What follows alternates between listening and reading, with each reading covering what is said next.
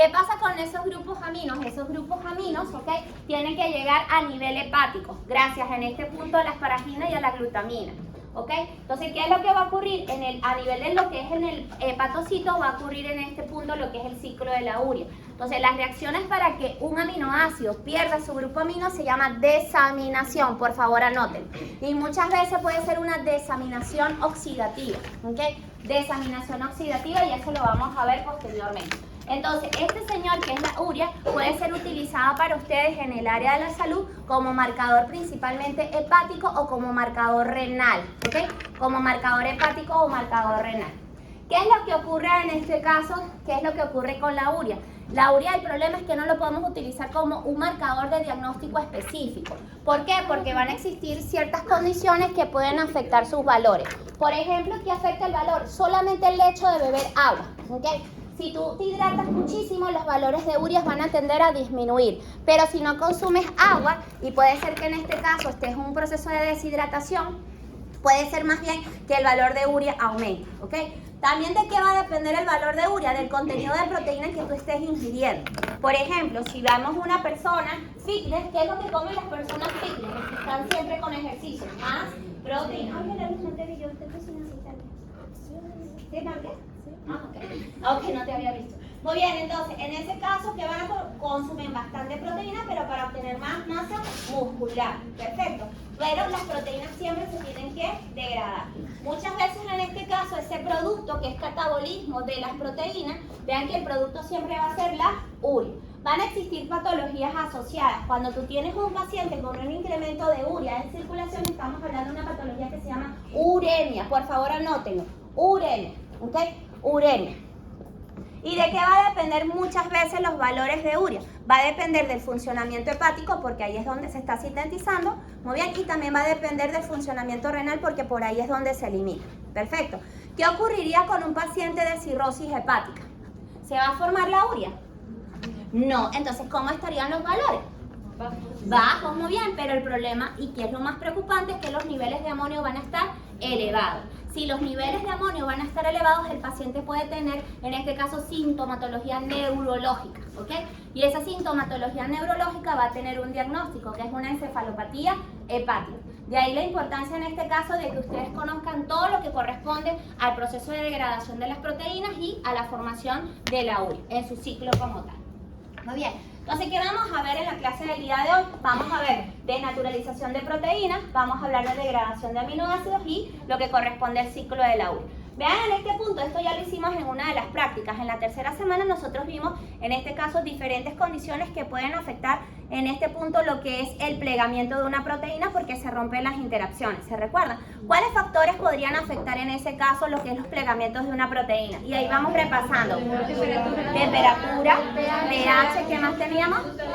Las secuencias de aminoácidos, principalmente los aminoácidos hidrofóbicos, ¿ok? Aminoácidos hidrofóbicos. Y recuérdense que en este momento, vean que cuando hay un proceso de desnaturalización de la proteína, el organismo, si la proteína no tiene que morir, ¿ok? Si no tiene que morir, ¿qué es lo que va a instaurar? Va a instaurar los modelos de plegamiento. ¿Cuáles son los modelos de plegamiento? Son tres: jerarquizado y alternativo. ¿Cuál es la diferencia entre ellos? Gasto de ATP. ¿Quién gasta ATP?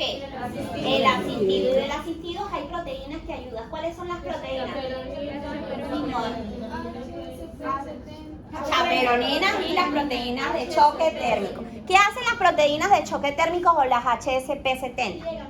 Pliegan a la proteína. Perfecto. Eso es importante que se recuerden. Bajo una condición de estrés. Y tú la tienes que recuperar de manera inmediata. Por lo tanto, va a haber situaciones en donde la proteína se puede desnaturalizar y se puede renaturalizar. Eso es más explicado cuando estamos hablando de los ácidos nucleicos y el proceso de la replicación. Pero también a nivel de las proteínas lo podríamos lograr. Muy bien. Cuando estamos hablando de los procesos de degradación, los que les dije, van a haber sistemas. Acuérdense que hay dos tipos de fuentes. ¿Okay? En este caso de proteínas. La fuente endógena, que viene ¿de dónde? De la dieta. Y normalmente nosotros también podemos sintetizar proteínas en el organismo. Perfecto. A través del proceso de ¿qué? El proceso de la traducción. Y con los aminoácidos que vienen de la dieta, en ese caso yo puedo sintetizar a la proteína como tal. Pero vean que esos aminoácidos, como les dije, se pueden desaminar. ¿Qué? Y al desaminarse van a liberar ¿qué? grupo amino, que puede ser el alfa-amino o el de la cadena lateral. Esos grupos aminos tienen que llegar ¿a dónde? Al hepatocito. ¿Para qué? Para que se transformen en este caso en urea, ¿ok? La urea, ¿cómo va a estar constituida? Y eso sí necesito que se recuerde, ¿ok? Normalmente siempre voy a tener, ¿qué? Un grupo amino, ¿sí o no? Voy a tener siempre un grupo amino, pero ese grupo amino que se produjo por el proceso ¿de quién? De desaminación, ¿qué es lo que va a ocurrir? Se tiene que transformar en la señora urea. Y la urea es este señor, ¿ok? Veanlo acá, NH2 y NH2, ¿ok? Esta va a ser la urea, ¿ok? Repasemos aminoácidos. ¿Qué aminoácido en este caso va a tener este tipo de estructura en su cadena lateral? Debe ser un básico. Yo pienso, profe, yo me tiro por un básico porque los básicos en las cadenas laterales son los que tienen grupos aminos. Muy bien, va a ser la arginina, ¿ok? Va a ser la arginina. Abreviación de una sola letra de la arginina. R, muy bien. ¿Y de dónde viene? ¿Esencial o no esencial la arginina? En este caso va a ser no esencial. ¿Y se forma a partir de quién? Del glutamato, recuérdense, del glutamato se va a formar la arginina por una ruta que va a ser ramificada y formamos un intermediario. ¿Cuál es el intermediario? Glutamato semialdehído, el glutamato semialdehído. Vean, en el ciclo de la urea yo voy a formar la arginina, pero esta arginina que formo en el ciclo de la urea es una arginina intermediaria. Solamente me va a permitir para formar la urea a nivel de su cadena lateral. Perfecto. Entonces, vean que el grupo amino, ¿en qué se transformó? En urea. Para transformar este grupo amino en urea, ¿qué yo tuve que hacer? Alguien me tiene que donar este grupo amino. Perfecto. Y otra persona me tiene que donar el átomo de carbono. Muy bien. ¿Quién me va a donar el átomo de carbono? Me lo va a donar el bicarbonato. Perfecto.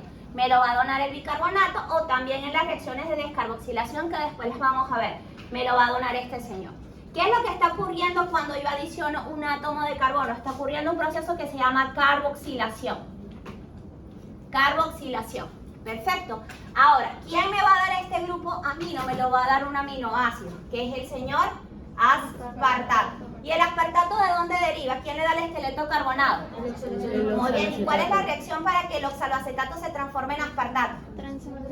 Transaminación, oxaloacetato. ¿Ok? Entonces, vean que tiene que ver el oxaloacetato, el aspartato con este grupo amino, porque el ciclo de la urea se va a interconectar, adivinen con quién, con el señor ciclo de Krebs, ¿ok? ¿Por qué? Porque en el ciclo de Krebs es donde nosotros formamos, ¿qué? El oxaloacetato. El oxaloacetato recibe un grupo amino del glutamato y se va a transformar en aspartato. Y ese aspartato, ¿qué va a hacer? Va a permitir transformar ese grupo amino ¿en qué?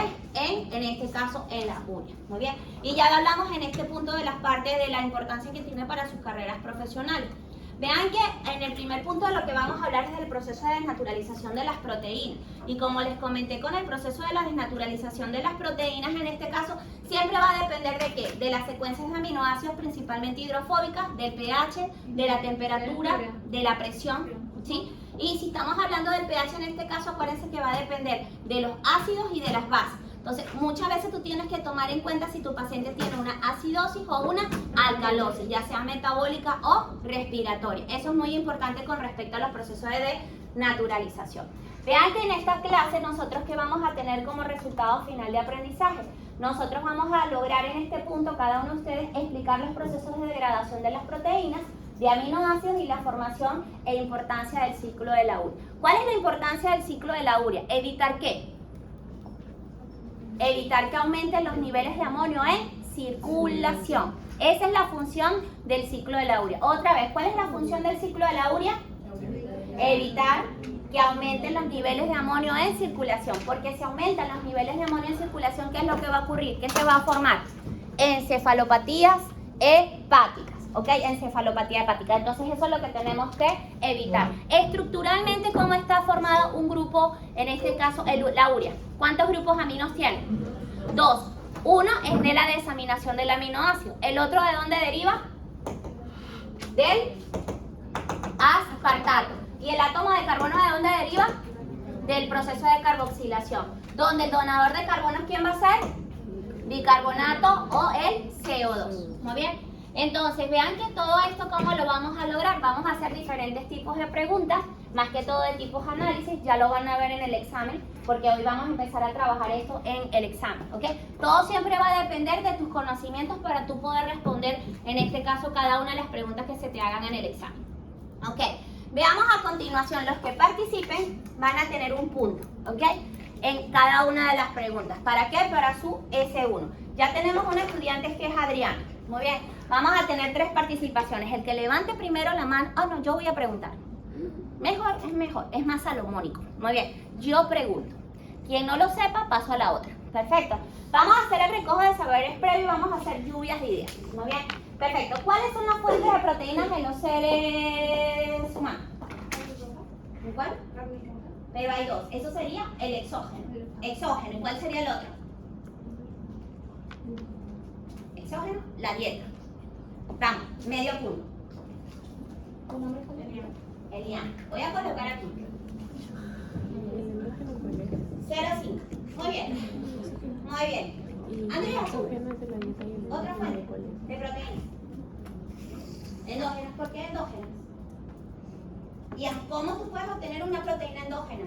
¿De qué carrera eres tú, Andrea? Muy bien, en medicina humana lo ven en biología celular.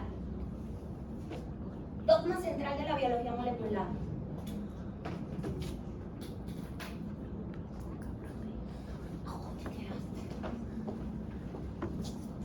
¿Cuál es? Tú no eres de medicina. Ay, tú eres de medicina. Dogma central de la biología molecular. El proceso por el cual se forma una proteína. Proceso. ¿Pero cómo? Un momento, por favor.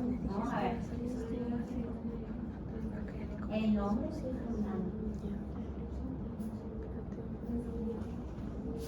voy. Traducción y P de traducción y que tiene 0.5. Uy, yo sí estoy regalona hoy. Muy bien. Profesora, asistir al examen. Muy bien. Muy bien, veamos a continuación y continuamos. Entonces, ¿cuáles son las fuentes de proteínas? Son 2, exógenas y endógenas. Las exógenas en este caso van a venir de las dietas, ¿ok? Las carnes rojas son buenas, pero no son las mejores en este caso a nivel nutricional hablando. Las mejores en este caso son aquellas proteínas que tienen más que todo aminoácidos esenciales, ¿ok? Esas son las que nosotros deberíamos consumir y esas van a estar principalmente a nivel de los granos, ¿ok? Principalmente todos los granos van a tener bastante. La quinoa es uno de los ejemplos de proteínas ricas, ¿no? De las que deberíamos estar consumiendo. Bien, ahora, en la fuente, a nivel de lo que ocurre cuando tú consumes una proteína, ¿qué tendríamos que hacer para nosotros obtener el aminoácido? ¿Qué tendríamos que hacer para que una proteína exógena se transforme en aminoácido?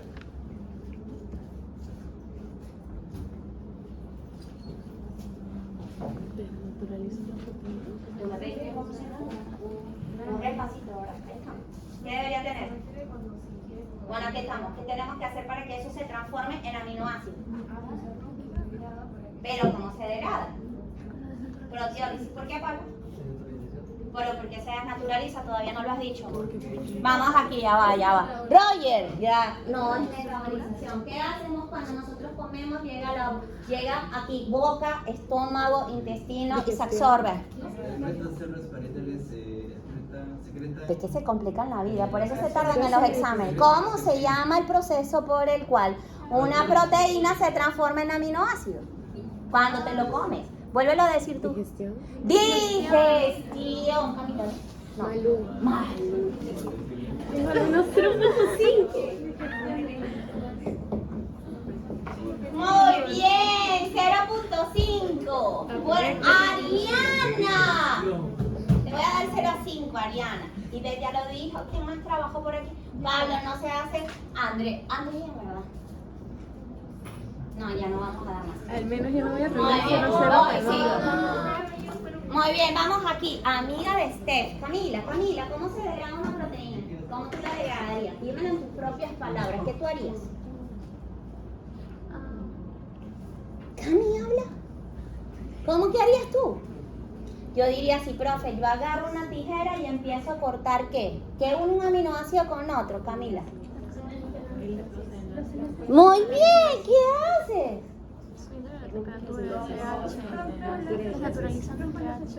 Rompo los enlaces peptídicos. ¿Por qué proceso? Proteólisis, Cami. Muy bien, Gisela, Guadalupe. Muy bien. Pero yo te digo Guadalupe porque mi mamá me encanta esa Virgen de Guadalupe. Muy bien, entonces yo lo que voy a hacer es un proceso de proteólisis. Muy bien. Ya no tenemos.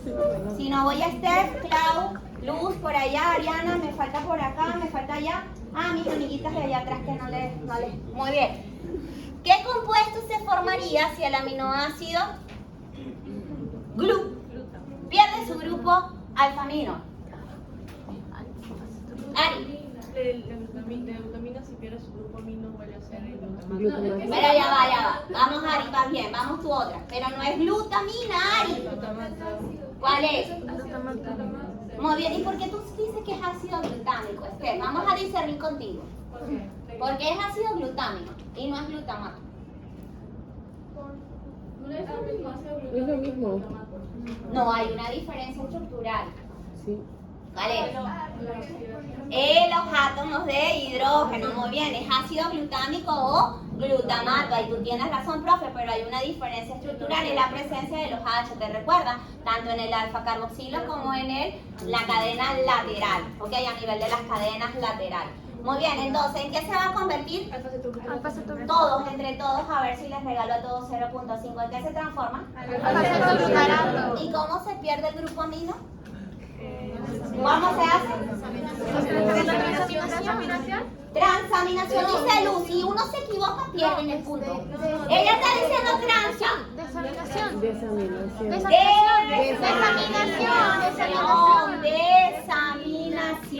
Así es que se va a perder. Vean que ahorita estamos sumando todo lo que hemos aprendido, ¿ok?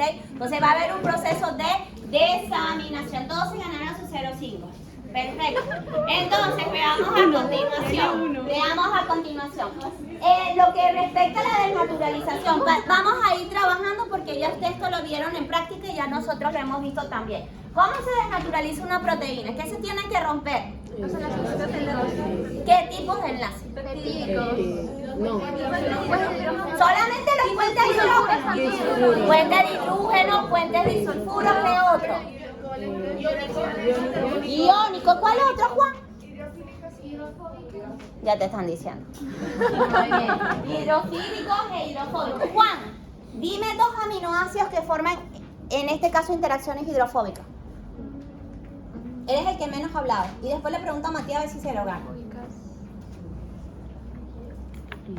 Si es una pregunta del examen, ¿cómo tú harías?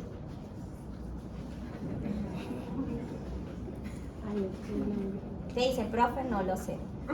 Y yo te voy a poner. Muy bien. Fiorella, dos aminoácidos en este caso que formen interacciones hidrofóbicas. ¿Cuál? Arginina es iónico, te lo formaría porque tiene grupos amino. Metionina podría ser. ¿Cuál, Andrea? Glicina. Alanina, puede ser prolina, puede ser valina, leucina, todos los aminoácidos que son alifáticos, ok, así lo podrían hacer. Perfecto, entonces, vean que en este caso, ¿qué es lo que hicimos en el laboratorio? Ok, préstenme atención aquí. ¿Qué hicimos en el laboratorio? En el laboratorio, como in vivo, nosotros podemos desnaturalizar una proteína. Entonces, ¿qué estamos haciendo? Rompiendo todas sus interacciones, tanto covalentes como no covalentes. En ese caso, ¿qué hicimos a nivel de laboratorio? Nosotros afectamos la temperatura, afectamos el pH. ¿Cómo afectamos el pH? Adicionando un ácido o adicionando una base. Y nosotros utilizamos, ¿qué? El ácido clorhídrico. ¿Ok? Y eso fue lo que nosotros utilizamos. Pero también podemos, en este caso, dañar otro tipo de interacciones, principalmente las puentes de hidrógeno, formando los llamados puentes salinos, siempre y cuando, en este caso, agreguemos solventes orgánicos, ¿no? Y el solvente orgánico que nosotros utilizamos, ¿cuál fue? Utilizamos en este caso el etanol, pero también pueden utilizar el benceno. A nivel de lo que es en investigación, utilizamos mucho la urea, ¿ok? También utilizamos el clorhidrato de guanidinio, entre entre otros, ¿ok? Que pueden dañar a la proteína, pero muchas veces lo utilizamos también para concentrarla o estudiarla, ¿ok? Eso es lo que nosotros vamos a hacer. Ahora, vean en este caso, si una proteína pasa de su proteína nativa o su conformación nativa a, en este caso, a su estructura no plegada, nosotros ahí tenemos que, en este caso, ver si se desnaturaliza completamente la proteína. Si ya llega a estructura primaria, lamentablemente ahí no vamos a poder recuperar nuevamente a la proteína. Para poderla recuperar debería estar en su estructura secundaria, ¿ok? ¿Y cuáles serían los modelos de plegamiento que toman en cuenta las estructuras secundarias? Pero el modelo de plegamiento, el jerarquizado, ¿ok? El jerarquizado es el que tomaría en cuenta principalmente las estructuras secundarias. Pero si es una estructura de tipo cuaternaria, ¿cuál sería en este caso el modelo de plegamiento que nosotros utilizaríamos? Asistido. El asistido. ¿Y cuál de los dos? ¿El de las chaperonas o el de la HSP70? El de las HSP70, ese es el que se va a utilizar para estructuras de tipo cuaternal. Muy bien. Entonces, ¿qué es lo que ocurre? Cuando nosotros estamos hablando de degradación de proteínas, lo hemos hecho a nivel de laboratorio, pero eso también ocurre en vivo, ¿ok? Nosotros podemos denaturalizar la proteína por un proceso que dijo Malú, que es el proceso de la digestión, siempre y cuando el proceso sea exógeno, es decir, que la proteína venga ¿de dónde? De la dieta. ¿Okay? En ese caso tendría que pasar por el proceso de la digestión.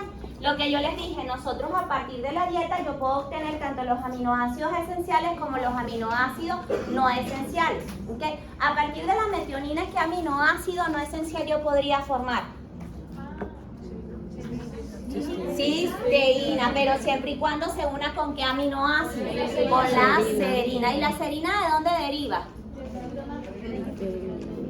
3-fosfoglicerato, del 3-fosfoglicerato. Vean que en este caso, ¿cuáles son los alimentos que deberíamos consumir? Aquellos que son ricos en proteínas, pero principalmente aquellos que son de aminoácidos esenciales. Perfecto, los que son ricos. Por eso les digo, la quinoa, aquí comen mucha quinoa. En Venezuela no comía quinoa.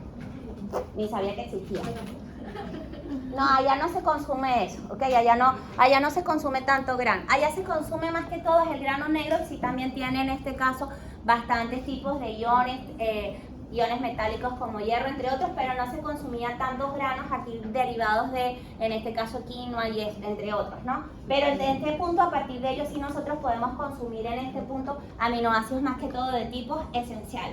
Pongamos esto, a partir de cadena lateral de este aminoácido, abreviación de 3 letras y 1 letra. Triptófano. TRP. W. ¿Esencial o no esencial? No esencial. Es esencial, nosotros no lo podemos formar, pero ojo, escuchen esto, las plantas sí lo pueden formar. ¿A partir de quién? ¿Quiénes dan los esqueletos carbonados para formar los anillos? Ese es para el triptófano, muy bien, ribosa 5-fosfato por el PRPP, le da el anillo de pentosa, muy bien, pero necesitamos, recuérdense, corismato, chiquimato, ¿se recuerdan?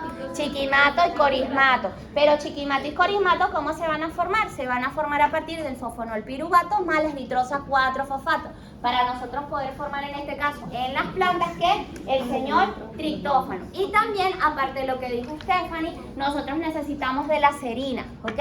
Porque la serina va a dar todo lo que es la parte del esqueleto carbonado. ¿Para qué? Para que se termine de formar lo que es la parte del triptófano. ¿Qué pasaría en un paciente que no tenga tetrahidrobiopterina o que tenga deficiencia de NADH o NADPH? ¿Qué aminoácido no se formaría y qué provocaría en el organismo? Tirosina. Muy bien, excelente. No se formaría la tirosina. Y sin tirosina no se forma ¿qué?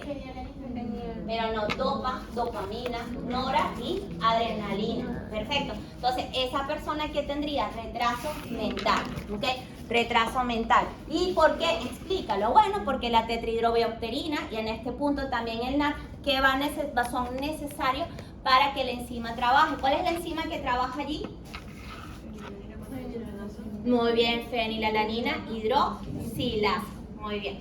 Entonces, ¿qué es lo que ocurre cuando nosotros consumimos alimentos ricos en proteínas, ya sea no solamente en proteína, ojo, también a nivel de otras biomoléculas como los carbohidratos, como las grasas o ácidos nucleicos? Nosotros tenemos que pasar por un proceso de digestión. Pero ahorita nos vamos a referir al proceso de digestión a nivel de lo que es la parte de las proteínas. En las proteínas, ¿ok? El proceso de digestión comienza ¿en dónde? Entre todos, en el estómago, ¿ok? Y después del estómago, en este caso, va al intestino, pero principalmente al intestino delgado, ¿ok? Entonces yo me lo comí y cuando me lo estoy masticando estoy ayudando al proceso de degradación. Pero el proceso de digestión comienza en el estómago. Y en el estómago, acuérdense que en este caso a nivel de las células es que normalmente van a liberarse lo que corresponde al pexinógeno. ¿Se recuerdan que esa fue una práctica que vieron la semana pasada de factores que afectan la actividad enzimática? El pexinógeno va a estar en su forma en este punto inactiva, ¿no? Que es en forma de zimógeno, pero por acción de, en este caso, del ácido clorhídrico, que se favorece su liberación por la gastrina, él va a pasar de pexinógeno ¿a qué? A pexina. Recuérdense que esa pexina tiene una estructura terciaria, es decir, ¿cuántas cadenas tiene? Repasando, una sola cadena. Si tienes una estructura terciaria puede ser un oligómero. No va a ser oligómero, solamente oligómero se va a presentar siempre que la proteína tenga al menos más de una cadena y esas cadenas tienen que ser al menos 2 idénticas, de lo contrario no se van a poder presentar. Entonces, ¿qué es lo que va a ocurrir en el estómago? Una vez que el pexinógeno pasó a pexina, él comienza con el proceso de degradación. Pero, ¿cuál es su sustrato? Bueno, profe, el sustrato que tú me estás diciendo es la proteína. Pero en realidad la proteína, ¿dónde lo va a reconocer la pexina? ¿Dónde tiene que cortar? En los aminoácidos aromáticos. ¿Cuáles son los aminoácidos aromáticos? Fenilalanina, tirosina y el triptófano. Entonces, él siempre va a cortar a la proteína donde esté fenilalanina, tirosina o el triptófano. Y vean que lo que hemos dicho en clase, ¿no? Ya vean que esto es como una especie de repaso. Los aminoácidos siempre van a tener un extremo amino y un extremo C-terminal. ¿Okay? C-terminal o carboxiterminal, Luz, tienes toda la razón. Entonces, ¿dónde él va a cortar siempre? Si es la pexina, va a cortar hacia el extremo amino-terminal, ¿ok? Amino-terminal, y ella va a hacer una endopeptidasa. ¿Qué significa endopeptidasa? Que corta hacia adentro, ¿ok? La proteína está, pero ella va a cortar hacia los aminoácidos aromáticos que estén en la parte interna. Dime, Andrea. Siempre empiezan los aminoácidos por el amino terminal. No, los aminoácidos siempre comienzan, los aminoácidos siempre van a tener amino terminal y el carboxi. Amino, carboxi. En una secuencia polipeptídica siempre va a comenzar por el amino. ¿Okay? Y después si yo me voy a unir este aminoácido que soy yo, voy a dar el extremo carboxi y al segundo aminoácido que me va a dar el grupo amino.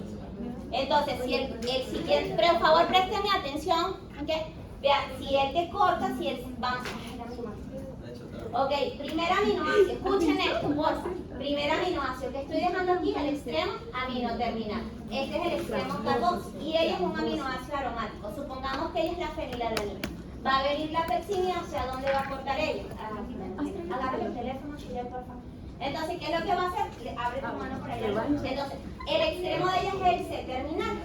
Las enzimas digestivas, por favor, pueden cortar hacia el amino terminal o hacia el C-terminal del aminoácido que ellas reconocen. ¿Hacia dónde ella va a cortar? Únete, Hevelin, únete con ella. Hevelin es otro aminoácido, cisteína. Ok, ¿dónde va a cortar la pexina? Si yo soy metionina, ella es fenilalanina y ella es cisteína. ¿Dónde va a cortar? Voy de nuevo, ¿dónde ella va a cortar? Primero el residuo de aminoácido lo tiene que reconocer en la proteína. ¿Dónde ella va a cortar? Ella tiene que cortar a la fenilalanina, porque yo soy en este caso alifático y ella también va a ser en este caso un aminoácido azufrado y es un polar neutro, ¿no? En este punto. Entonces, ahora, ella tiene un extremo amino y un extremo C-terminal o carboxiterminal. ¿Okay? Entonces, ¿qué es lo que va a ocurrir? ¿Hacia dónde va a cortar la pexina? Hacia el amino. Hay enzimas digestivas que cortan hacia el C-terminal. Y así, ¿qué va a ocurrir? La proteína que era más grande se va a convertir en una proteína más pequeña. ¿Por qué? Porque van a haber diferentes tipos de fragmentos de esa proteína donde ella corta. Muy bien. Posteriormente, ¿qué es lo que va a ocurrir? ¿Ok? Luego, ¿qué va a ocurrir? No solamente me va a ayudar esta enzima digestiva, sino también me va a ayudar otras enzimas que son liberadas por la acción exocrina que tiene el páncreas. Vean que en este caso el páncreas, ¿qué me puede liberar? Me puede liberar trixinógeno, quimiotrixinógeno, proelastasa y las carboxipeptidasas, que son las procarboxipeptidasas A o B. Ellas no se pueden activar a nivel de los acinos pancreáticos, porque si no van a desarrollar patologías inflamatorias a nivel del páncreas. ¿Cuáles serían esas? Las llamadas pancreatitis, ¿ok? Entonces, primero lo que hace el páncreas es secretarlas, llegan a nivel del intestino delgado, ellos se van a transformar en sus formas activas y ellas van a empezar a degradar. Vean en este caso, la tripsina siempre va a cortar hacia los aminoácidos básicos. ¿Cuáles son los aminoácidos básicos? Histidina, lisina, abreviación de una sola letra. L o K. Lisina es la K. Después H y R. Entonces, ¿hacia dónde va a cortar la tripsina? Vean, la tripsina ya no corta hacia el extremo amino terminal, ella va a cortar hacia el extremo C-terminal, ¿ok? Hacia el extremo C-terminal. Posteriormente tenemos la quimiotripsina. La quimiotripsina normalmente va a cortar hacia aminoácidos aromáticos y aminoácidos alifáticos, como la metionina. Perfecto. ¿Y hacia dónde va a cortar? Hacia lo que es correspondiente hacia el extremo carboxilo, hacia el alfa-carboxilo. Muy bien. La lactasa corta los aminoácidos más pequeños y uno es aquiral. ¿Cuál es el aminoácido que es aquiral? Glicina. ¿Esencial o no esencial? No esencial. No esencial. ¿De dónde deriva? De la serina. De la serina. Ok, va a derivar de la serina. Entonces, en este caso, vean que ahí vamos a cortar, él va a cortar sobre la glicina. ¿Y cuál es el otro aminoácido pequeño que en su cadena lateral tiene el grupo metilo? La alanina. ¿De dónde deriva la alanina? Del piruvato más el glutamato por una reacción de transaminación. Entonces vean que en este caso la lactasa va a cortar sobre esos aminoácidos hacia el extremo carboxilo. Muy bien, y las carboxipeptidasas en este caso cortan hacia los extremos, ¿ok? Ellas sí van a cortar siempre todo lo que es la parte carboxilo. Muy bien, posteriormente, ¿qué es lo que va a ocurrir? Por favor, préstenme atención y después sigan estudiando. ¿Qué es lo que va a ocurrir? Vean que estas van a cortar normalmente o nos va a dar como producto oligopéptidos. ¿Qué son oligopéptidos? ¿Se recuerdan que hablamos de oligopéptidos? ¿Hasta cuántos aminoácidos un oligopéptido? Hasta 10. Pero ahí esos oligopéptidos que vamos a formar pueden ser de 3 o de 2. ¿Ok? Es decir, un tripéptido o un dipéptido. ¿Qué es lo que va a ocurrir? ¿Okay? Vean que puedo tener dipéptidos o tripéptidos o puedo tener los aminoácidos libres. Los aminoácidos que ya están libres en el lumen intestinal pueden pasar al interior del enterocito, ¿okay? Por difusión pasiva o por difusión facilitada. Eso lo vamos a ver ahorita.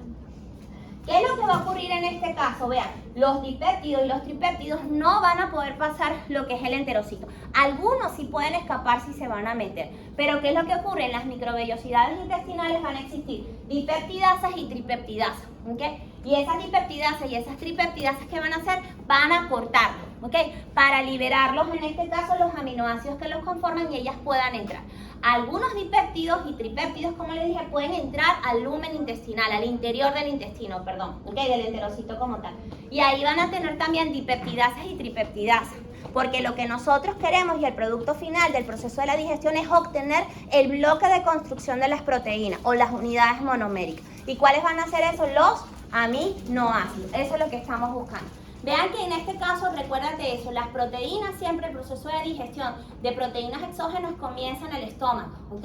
Pero cuando veamos los otros tipos de biomoléculas, ya el proceso de digestión va a comenzar a nivel de la boca, principalmente los carbohidratos y los lípidos, ¿bien? Ahora, ¿qué nosotros hemos dicho? Y vamos a repasar un poquito de cinética enzimática y estrategias regulatorias. También lo podríamos mencionar acá. Entonces, siempre vean que lo que es la parte funcional digestiva del páncreas, que es la parte exocrina, nos va a secretar diferentes tipos de enzimas. Esos diferentes tipos de enzimas se van a liberar en su forma OFF, ¿ok?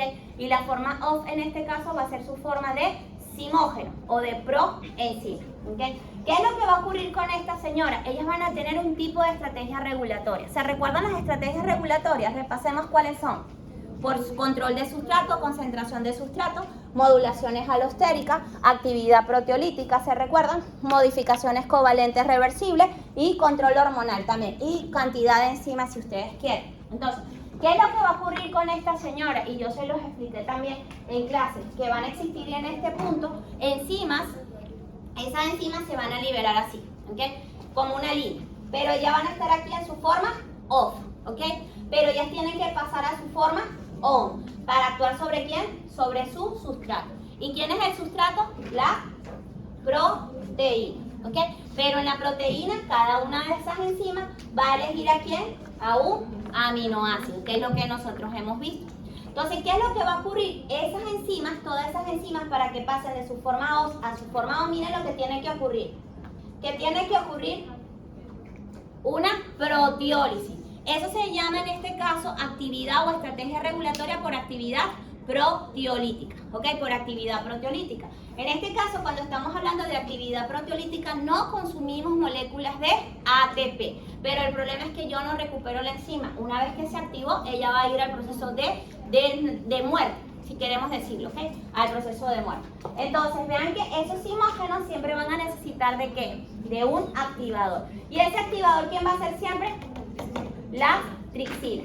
¿Okay? Y vean, también puede ser tripsina, la misma quimiotripsina, o puede ser la pexina junto con el ácido clorhídrico. Aquí tenemos las diferentes enzimas en su forma activa y vean dónde ellas van a trabajar. La mayoría de las enzimas que yo les mencioné ahorita que actúan en el proceso de la digestión van a ser endopeptidasas, ¿ok? La mayoría van a ser endopeptidasas. Y las otras van a ser exopeptidasas. ¿Qué significa exopeptidasa? Que van hacia los extremos, ¿ok? Que van a ir hacia los extremos. Bien. Entonces, miren lo que dijimos y vamos a repasar. Vino el proceso COVID, proteína en este caso de origen exógeno, ¿ok? Mastico, pla, pla, pla. ¿A dónde va? Entre todos, al estómago. En el estómago, ¿quién nos va a ayudar a degradarla, a digerirla? La pexina. ¿Gracias a quién? Porque ella está activa. Al ácido clorhídrico. Muy bien, perfecto. Entonces, una vez que ya ella hizo su proceso de digestión, todo lo que está en el estómago, ¿a dónde tiene que pasar? A nivel intestinal. Y en el intestinal, ¿qué va a ocurrir? A nivel de ahí va a haber cambios de pH. Normalmente el pH del intestino es de 6 a 8, ¿ok? Y va a cambiar a un pH ácido, ¿ok? Más o menos como 4. Entonces, ¿qué tiene que ocurrir ahí? Ahí nos va a ayudar otro órgano que es muy importante, que va a ser el páncreas. El páncreas no solamente nos va a secretar enzimas digestivas, sino también nos va a ayudar a secretar el bicarbonato, porque no tiene ningún sentido que ya secrete las enzimas con un pH ácido y ese pH ácido lo que va a hacer es desnaturalizar a esas enzimas. Entonces, ella no va a trabajar en vano, ¿ok? Entonces, ¿qué es lo que va a ocurrir en este punto? Vean que aquí ya van a empezar a trabajar ¿quién? Tripsina, quimiotripsina, elastasa, carboxipeptidasas o aminopeptidasas. ¿Qué van a hacer ellas? Van a cortar en residuos de aminoácidos específicos, ¿ok? Que fue los que les mencioné. Hacia el extremo amino, hacia el extremo, en este caso, C-terminal. Vean que al final que yo voy a tener residuos de aminoácidos libres que vean que ya están llegando al intestino delgado, principalmente a nivel de las microvellosidades. ¿Qué es lo que va a ocurrir? Vean, aquí ya tengo un oligopéptido, ¿okay? Un tetra, tengo un tetrapéptido, un tripéptido, puedo tener dipéptidos, ¿ok? ¿Qué es lo que va a ocurrir? En las microvellosidades intestinales puedo tener dipeptidasas y tripeptidasas. ¿Qué van a hacer ellas? La rompen, ¡plac! Vean lo que va a ocurrir. Ella llega acá, ¡plac! Y la cortan y van a liberar en este caso 2 residuos de aminoácidos. Pero van a ser otros dipéptidos que pueden entrar. ¿A dónde? Hacia el interior del enterocito. Y si entran al interior del enterocito, ¿qué es lo que va a ocurrir? Ellas no pueden pasar a circulación sanguínea como dipéptidos o tripéptidos. Ellas tienen que pasar como aminoácidos. Entonces, en el enterocito, ¿qué es lo que ocurre? Ellas van a tener también dipeptidasas y tripeptidasas y que ellas van a, en este caso, aportarlo para que vayan a circulación sanguínea. Muy bien, eso es lo que va a ocurrir. Ahora, ya cerrando todo esto y repasemos entre todos, ¿qué es lo que va a ocurrir acá? Tenemos las proteínas y las proteínas van a pasar por un proceso de proteólisis. ¿Gracias a qué? A enzimas. ¿A enzimas de dónde? Estomacales, ¿como quién? Pexina. Pancreáticas, ¿como quién? ¿Alguna? Tripsina, quimiotripsina, elastasa, las carboxipeptidasas. ¿Okay? También a nivel intestinal van a haber en este caso enzimas en las microvellosidades. ¿Cuáles serían ellas? Dipeptidasas y tripeptidasas. Muy bien. ¿Qué voy a obtener? Voy a obtener aminoácidos, pero también puedo obtener oligopéptidos. ¿Esos oligopéptidos cuáles serían? ¿Dipéptidos o tripéptidos? Perfecto. ¿Qué va a ocurrir con esos oligopéptidos o esos dipéptidos o tripéptidos? Vean que en las microvellosidades intestinales que yo voy a tener en este caso, dipeptidasas o tripeptidasas, que van a ser aminopeptidasas, es decir, que van a cortar ¿hacia dónde? Hacia el extremo amino, que van a cortar ahí. Entonces, una vez que actúan sobre las aminopeptidasas, esos oligopéptidos, ¿qué es lo que va a pasar? Van a pasar como aminoácidos, pero algunos dipéptidos y tripéptidos que les dije, se van a escapar y van a entrar ¿a dónde? Al interior del enterocito. Y en el enterocito, ¿qué tienen que actuar? Peptidasas. ¿Qué tipos de peptidasas? Dipeptidasas y tripeptidasas. En este a la final que tú vas a obtener los aminoácidos, ¿ok? ¿Y de dónde van? A circulación sanguínea posteriormente. Entonces ya hicimos el proceso de digestión. Un punto importante acá. Cuando hablamos de digestión, estoy hablando de actividad proteolítica. Por lo tanto, en ningún momento consumí moléculas de ATP. Entonces, diferencias. Acuérdense que en la semana 8 tienen el examen parcial. Vayan anotando eso, por favor. En el proceso de digestión no hay consumo de moléculas de ATP. ¿Ok? Principalmente lo de la fuente endógena. Muy bien. Entonces, vean acá. Vean que ya yo tengo el aminoácido. ¿Ok? Ya yo tengo el aminoácido. Y el aminoácido se pregunta, ¿a dónde me voy a dirigir? Entonces, ¿qué es lo que ocurre? Vean que yo puedo tener aminoácidos exógenos y puedo tener aminoácidos endógenos. Ahorita vamos a hablar del proceso de degradación principalmente de lo que son proteínas endógenas. ¿Cómo podemos obtener en este caso los aminoácidos? Punto importante, la degradación endógena sí gastamos ATP, anótenlo, sí gastamos ATP, ¿ok? En la degradación endógena. Entonces, vean que puedo tener aminoácidos de origen exógeno por parte del proceso de la digestión o aminoácidos de origen endógeno por proceso de degradación de aminoácidos. ¿Por qué? Porque la proteína está no mala, ¿ok? O puede ser en este caso que ya cumplió su tiempo de vida media. Entonces, todas ellas se van a ir a un pool de aminoácidos. En ese pool de aminoácidos, ¿a dónde se pueden ir esos aminoácidos? A sintetizar proteínas, que es lo más importante. O si no, podemos sintetizar compuestos nitrogenados no proteicos, ¿ok? También los podemos ayudar. Principalmente, adivinen aquí, purinas y pirimidinas, ¿ok? ¿Y quiénes son las purinas y las pirimidinas? En este caso son las bases nitrogenadas que forman parte de los nucleótidos, ¿ok? Y los nucleótidos son el bloque de construcción de los ácidos nucleicos. Muy bien. También en este punto algunos aminoácidos se pueden ir por ¿dónde? Por el proceso de excreción. Pero vean en este caso algunos aminoácidos que pueden hacer desaminarse. Si se desaminan, ¿qué me puede dar? El esqueleto carbonato. Y dentro de esos esqueletos carbonados teníamos alfa-cetoácidos. ¿Cuáles son los alfa-cetoácidos? Son 3. Alfa-cetoglutarato 1, vamos, otro. Piruvato, otro. Comienza por O. Oxaloacetato. Perfecto. Entonces vean que esos alfa-cetoácidos, ¿a dónde pueden ir? Pueden ir al ciclo de Krebs o pueden nuevamente, ¿qué? Transaminarse. Por ejemplo, el oxaloacetato, si se transamina, ¿en qué se va a transformar? Vamos sin miedo. Van a presentar ahorita aspartato. Si el piruvato se transamina, ¿en qué se va a transformar? Alanina. Perfecto. Pero si yo necesito energía o necesito formar glucosa, recuérdense que vimos una clasificación de los aminoácidos, glucogénicos o cetogénicos o mixtos, ¿sí? Entonces, en ese caso ellos se pueden ir a la formación de glucosa por la vía de la gluconeogénesis o a la formación de cuerpos cetónicos, que después lo vamos a ver, que es muy importante para producir energía para el señor cerebro, ¿ok? Vean en este caso, cuando yo me desamino, este grupo amino lo tengo que sacar de circulación sanguínea, ¿ok? ¿Y cómo lo boto, cómo lo elimino de circulación sanguínea? ¿Qué tengo que formar? La urea. Entonces, normalmente los procesos de desaminación se llevan a cabo ¿en dónde? En el hígado. ¿Para qué? Para que ese grupo amonio se transforme ¿en qué? En urea. Si no, adivinen qué hace. El glutamato agarra el grupo amino, lo coloca en su cadena lateral. ¿En qué se va a transformar? Glutamato viene, este grupo amino, mira, te quieres gente, yo te voy a llevar al hígado, yo soy tu transporte. Entonces lo metemos en la cadena lateral. Glutamato, cuando recibe un grupo amino, la cadena lateral, ¿en qué se va a transformar?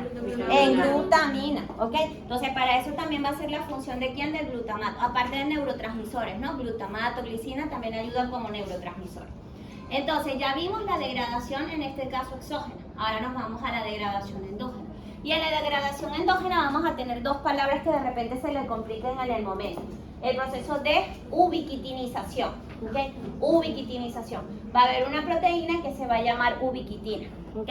Y esa ubiquitina tiene que marcar en este punto el aminoácido. Ahorita vamos a ver qué secuencias de aminoácidos ella puede marcar para que comience el proceso de degradación por parte del proteasoma, ¿ok? Entonces el sistema de degradación endógeno se llama ubiquitina proteasoma, ¿ok? Ubiquitina proteasoma. Vean que en este caso van a existir proteínas que son sensibles como proteínas que son resistentes a este proceso de ubiquitinización. Proteínas que van a ser en este caso sensibles, ¿ok? Por ejemplo, metionina, si tienes metionina, lisina, alanina y serina, normalmente estabilizan el extremo N-terminal y se hacen insensibles a la ubiquitinización, ¿ok? Entonces, si tú tienes esos aminoácidos en el extremo amino-terminal, no va a haber el proceso de ubiquitinización.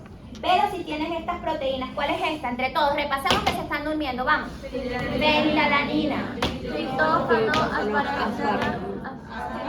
asparagina, abreviación de una letra acá. Abreviación de una letra K. Abreviación de una sola letra. L. N, perfecto. Entonces, vean que en este caso ellos desestabilizan la estructura de la proteína y van a ser sensibles ¿a qué? A la marcación por el proceso de la ubiquitina. Y esto es parte del esquema. Miren lo que va a ocurrir. Por favor, préstenme atención acá. Tenemos la ubiquitina, ¿ok? La ubiquitina es esta, V. Comenzamos el proceso de degradación. ¿Qué aminoácidos tienen que reconocer a la ubiquitina? Fenilalanina, triptófano, aspartato, asparagina y lisina. La mayoría de las veces reconoce a lisina. Perfecto. Entonces, ¿qué tiene que pasar la ubiquitina? La ubiquitina en primera instancia se tiene que activar. Adivinen cómo se activa. Gastamos ATP, ¿ok? Yo tengo que gastar ATP. Y vean en este punto, modificación covalente reversible, que ya vamos a empezar a trabajar. Vean que en esa hidrólisis de ATP yo estoy incorporándole, en vez de un grupo fosfato, le estoy agregando una adenosina monofosfato. Por lo tanto, en este caso, ¿qué proceso hice de regulación? ¿Fosforilación o adenilación? Adenilación. Perfecto. Entonces aquí hice un proceso de adenilación. Posteriormente, en este caso que yo me activé, ¿qué es lo que va a ocurrir? Ella va a agarrar a la proteína y una vez que agarra la proteína, se la va a pasar en este caso a la final de la proteína, va a tener 3 enzimas, ¿ok? E1, E2 y E3. La E1 es la que va a activar, ¿ok? Y eso lo vamos a ver. Activa, ¿lo están viendo aquí? E1. Ahorita la vamos a repasar igual. ¿Ok? E1 es la que la va a activar, va a romper la hidrólisis del ATP. Pregunto así solamente de manera sencillita y repasemos proteína. ¿Cómo clasificarían ustedes esta proteína de acuerdo a su composición química? A esta enzima. A la E1. ¿Cómo la clasificarían? Voy otra vez. De acuerdo a su composición simple, acuérdate, composición simple. ¿Va a ser simple o compuesto? Composición química. Simple. Ajá. Compuesto conjugado. ¿Va a ser simple? Tiene ATP y tiene iones magnesio. Por lo tanto, ella va a ser conjugada o compuesta. ¿Ok? ¿Va a necesitar un cofactor? Sí. ¿Cuál es el cofactor que va a necesitar aquí? Y cada vez que haya ATP, ¿qué va a existir? Un ion metálico divalente. ¿Cuál va a ser? Magnesio. Entonces ya por ahí tú lo vas sacando si es simple o conjugada. Si no tuviera ATP y solamente fuera la estructura sola, ahí sí ustedes dicen que es simple. ¿Depende de qué? Depende solamente de su estructura de aminoácidos. Perfecto. Entonces, eso es lo primero que hacemos. Hacemos un proceso de activación. Una vez que hacemos el proceso de activación, vean que la ubiquitina va a ser en este caso transportada por E2. ¿Ok? Se va a formar un complejo. Ahorita lo vamos a ver que se va a llamar normalmente la ligasa. ¿Ok? La va a ligar. Y posteriormente, ¿qué es lo que va a ocurrir? La ubiquitina va a reconocer a quién, en este caso a la proteína. Y vean qué aminoácido está reconociendo acá, la ubiquitina. ¿Quién va a reconocer? K, a la lisina. ¿La están viendo? Y en ese punto, ¿qué es lo que va a ocurrir? Vean, los aminoácidos yo sé que los marean ahorita, pero lo vamos a repetir tanto que se van a recordar de mí. ¿Ok? Entonces, en ese punto, vean qué es lo que va a ocurrir. Aquí ella ya va a comenzar a marcar. ¿Cuántos, en este caso, cuántas ubiquitinas tenemos que tener una proteína al mínimo para comenzar el proceso de degradación? 4 ubiquitinas. ¿Ok? Debe existir en la proteína al menos 4 ubiquitinas. ¿Okay? Y si son 4 ubiquitinas, necesitas activar en este caso 4 ubiquitinas, por lo tanto estás gastando 4 moléculas de ATP. Muy bien. Entonces, vean que en este caso vamos a hablar de las proteínas, cuando se están degradando endógenamente, van a necesitar tener diferentes reglas. La primera regla es la regla N-terminal.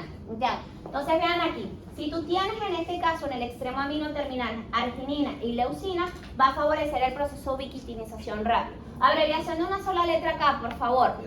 Abreviación de esta. L, muy bien. ¿Esencial o no esencial? ¿Cuál de los dos? Este. No esencial. Bien. ¿Y este? Esencial. ¿De dónde deriva este? Del Del glutamato. glutamato. Perfecto. ¿Y si este se desamina? ¿En qué se transformaría? ¿Glutamato? En glutamato. Perfecto, muy bien. Pero vean, en este caso tenemos metionina y tenemos prolina. Ellas no van a favorecer el proceso de ubiquitinización. Ok, veamos en este caso, prolina. ¿Qué tipo de aminoácido es? No esencial. Es un no esencial. ¿Cómo se llama su cadena lateral? Grupo imino. Perfecto, va a ser. ¿Y de dónde deriva la prolina? Del glutamato, al igual que quién? Que la arginina. Muy bien. Vamos a hablar de la secuencia PES. ¿Okay? ¿Qué significa PES? ¿Okay? PES es la abreviación de una sola letra para una secuencia de aminoácidos. ¿P qué significa? ¿E qué significa? Glutamato. ¿Ese qué significa? ¿Y la T cuál era? Treonina. Treonina. Tirosina es Y, no se vayan a confundir en el examen. Entonces, vean, cuando tú reconoces esta secuencia en el extremo amino terminal, va a favorecer el proceso de ubiquitinización. Ahora, vean las cajas en este caso de destrucción o las ciclinas. Miren todas las secuencias que también pueden reconocer las ubiquitinas. Repasemos. Aminoácido de una sola. Muy bien. Alanina, Lisina. asparagina, ilosalicina, serina, Asparagina. Perfecto. Entonces, si nosotros queremos nombrarlo, ¿cómo lo nombraríamos? 1, 2, 3, 4, 5, 6, 7, 8, 9. Nonapéptido. Arginil.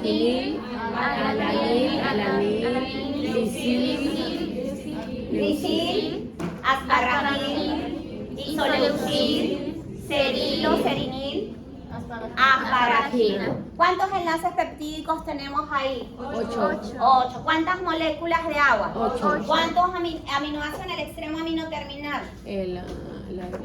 Aminoácido en el extremo amino terminal. Asparagina. Aminoácido, el nombre del aminoácido en el extremo amino terminal.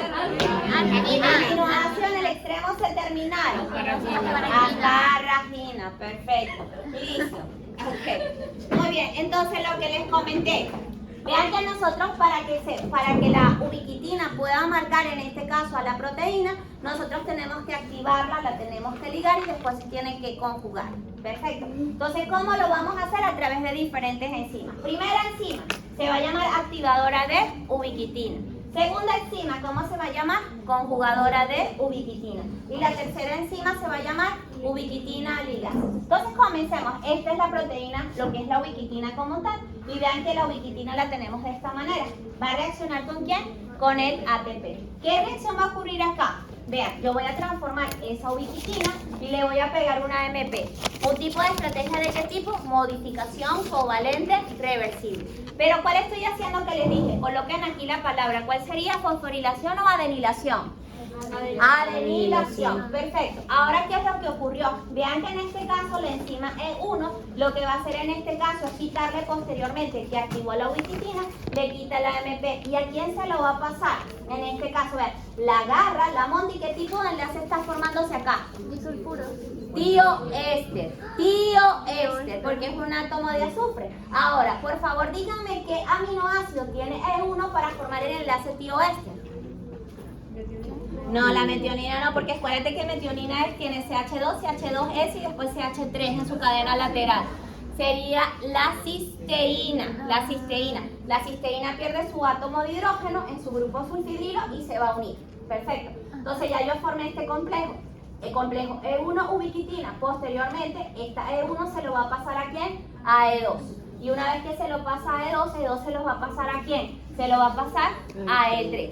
¿Y qué es lo que ocurre normalmente? Ya cuando está en E3, ¿qué es lo que va a ocurrir? Ya la ubiquitina comienza a unirse hacia el extremo amino terminal de aquellos aminoácidos que estén presentes como ¿quién? Como la lisina, la arginina, entre otros. Perfecto. Cuando sea en este caso sensible. Ahora, profe, ¿por qué tú me dices esto? Porque se han visto diversas patologías asociadas principalmente con el proceso de ubiquitinización. En primera instancia tenemos, si hay una deficiencia de la E3, ¿qué evita la E3? La E3, pasemos acá. ¿Qué es lo que va a ocurrir con la E3? Veámoslos acá. ¿Qué hace la E3? La E3 en este caso es la que va a permitir unir ¿a quién? A la ubiquitina con el aminoácido. Entonces, si tú tienes deficiencia de la E3, ¿qué es lo que va a ocurrir? No se va a degradar a la proteína endógena, ¿ok? Y si no se degrada la proteína endógena por parte de ese aminoácido, ¿qué es lo que va a conllevar? Que ella, cuando si hay cambios bruscos de pH o de temperatura, pueda precipitar y se puedan formar los llamados cuerpos amiloideos. Muy bien, esa es una de las causas. Entonces, veamos a continuación. Vean que acá se han dado esa formación de esos cuerpos y este tipo de carencia o defecto de la E3 o disminución de ella va a conllevar ¿a qué? A la enfermedad de Parkinson, es una de las causas. Muy bien. Y aquí también está en boga la vacunación del VPH. ¿Ustedes lo han visto? ¿Sí? Del virus de papiloma humano. ¿Qué es lo que se ha dicho normalmente? Si hay un aumento de la actividad de E3, ¿okay? Que favorece en este caso la conjugación de la ubiquitina con una proteína que se tiene que degradar, se puede desarrollar tipos de cáncer. Y uno de ellos va a ser el virus de papiloma humano. Creo que de ellas tiene varias isoformas. Creo que la 16, 17 o 18 son las más patológicas. Perfecto. Muy bien, vamos con lo que es otro. Una vez que se marca la ubiquitina, que la ubiquitina marcó a la proteína, tiene que comenzar el proceso de degradación. ¿Cómo se degrada? A través de otro tipo de proteína, que se va a llamar proteasoma. Y ese proteasoma, ¿a qué estructura se parece a la que hemos estudiado hasta el momento? A la chaperona. Si ustedes la pueden ver, la chaperona, profe, tiene solamente 2 cilindros, pero en este caso estamos viendo 3 cilindros. Vean que en este punto lo más importante de esta estructura vamos a tener a este, que está el centro catalítico, ¿ok? Y aquí es donde se va a conllevar la degradación de esa proteína que está marcada por ubiquitina. Ahora, vean que en este caso podemos decir qué tipo de proteína sería esta de acuerdo a su estructura. Si nosotros colocamos, yo te coloco esta imagen y te digo, por favor dime el tipo de proteína de acuerdo a la clasificación por estructura. Cuaternaria. Cuaternaria, muy bien, porque tiene 4 subunidades. Si es una cuaternaria, por favor, ¿podría ser un oligómero? ¿Por qué podría ser un oligómero? Porque tiene al menos 2 subunidades idénticas. Perfecto. Ahora, si tenemos este tipo de estructura aquí, ¿cuál sería? Pero una alfa hélice. ¿Y esta cuál sería? Una hoja beta. ¿Ok? Una hoja beta. En cuanto a nivel de lo que es la parte de estructura. Entonces, miren lo que ocurrió. ¿Ok? La proteína en este caso se ubiquitinó. ¿Ok? Hacia los extremos en el aminoterminal. O porque tenía la secuencia PEX o tenía en este caso la ciclina. ¿Ok? Entonces, una vez que está ubiquitinada, le dije cuántas ubiquitinas tiene que tener. Al menos 4. ¿Ok? ¿Cuántos ATP gasté? 4. Posteriormente, una vez ubiquitinadas, ellas van a ir ¿en dónde? Al proteasoma. Y el proteasoma es el que va a romper a la proteína. Vean lo que ella va a ser una recicladora. ¿Ella quién va a reciclar? Adivinen a quién. A la ubiquitina. ¿Ok? Pero vean que ella va a liberar ¿qué? Diferentes tipos de fragmentos. ¿Ok? Que pueden ser oligopéptidos o pueden ser parte de aminoácidos. Posteriormente, ¿qué le va a ocurrir a ellos? Vean, si hay fragmentos peptídicos como oligopéptidos, tenemos que hacer proteólisis, terminar de hacer esa proteólisis. Porque yo lo que necesito está a nivel endógeno van a ser de tipo aminoácidos, lo que yo voy a necesitar. Entonces, esos aminoácidos van a tener 3 rutas a donde se tienen que ir. Primera ruta en este caso, ¿ok? Vean que yo puedo darle el grupo amino, ¿ok? Si yo pierdo el grupo amino, yo puedo ir formando en este caso, ¿qué? Si yo perdí el grupo amino por desaminación, ¿lo puedo tener en circulación? La respuesta es no. ¿A dónde se tiene que ir ella? Al hepatocito. ¿Y en el hepatocito en qué se tiene que transformar? Vamos, en urea. Perfecto, en urea. Pero también, ¿qué ocurre? Si el aminoácido perdió su grupo amino, ¿qué me está quedando? El esqueleto carbonado. ¿Y qué va a ocurrir con ese esqueleto carbonado? Se puede ir a la síntesis de ácidos grasos, se puede ir a la respiración celular para formarme moléculas de ATP o se puede ir a formar glucosa, dependiendo de lo que tenga el organismo. Y eso lo vamos a ver mejor cuando empecemos a ver rutas metabólicas. Perfecto. O si no, vean que esos aminoácidos, ¿a dónde se pueden ir? A la biosíntesis de proteínas como tal. Bien, entonces déjame ver la hora, 1:14. Muy bien. Entonces, en la degradación de proteínas exógenas y endógenas, veamos a continuación, por favor. En la fuente endógena, ¿cómo yo degrado la proteína? ¿Cómo se llama el proceso? Lo dijo Malú. Digestión. ¿Gasto ATP? No. ¿Qué tengo que tener funcional? ¿Qué órganos tengo que tener funcionales? El estómago. ¿Qué más tengo que tener funcionales? El intestino. ¿Y qué más? El páncreas. Uno de los más importantes. Perfecto. Muy bien. Entonces, vean, fuentes endógenas. ¿Cómo yo degrado una proteína endógenamente? Matías, no te duermas. ¿Cómo lo degrado? ¿Cómo se llama el proceso para degradarlo?